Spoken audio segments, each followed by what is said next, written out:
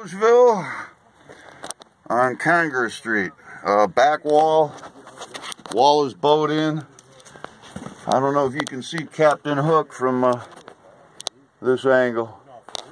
And if you can't see that, what you should be able to see is a pretty wide horizontal crack.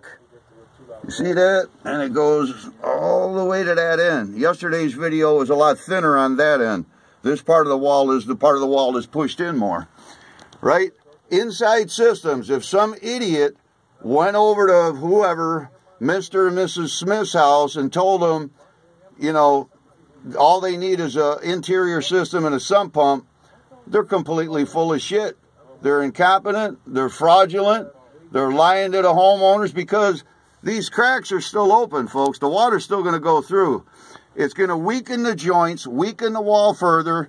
The clay's going to continue to push on the wall, expand, contract.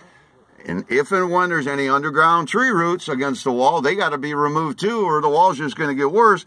And we haven't even got into the possibility of mold on the inside of the wall that these idiots like to cover the inside of the walls, right?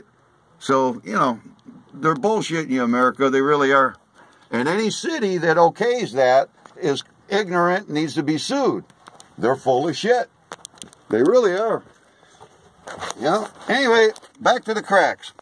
Okay, the horizontal crack comes to the corner. Here we are on the, whatever, the northeast corner, I think. Anyway, you see the scrapers in the cracks?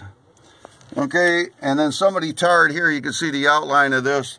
This is a corner crack. Goes all the way up, right? And then what I want to show you here, oh shit, man. See, you got to be careful down here in the hole. You see that?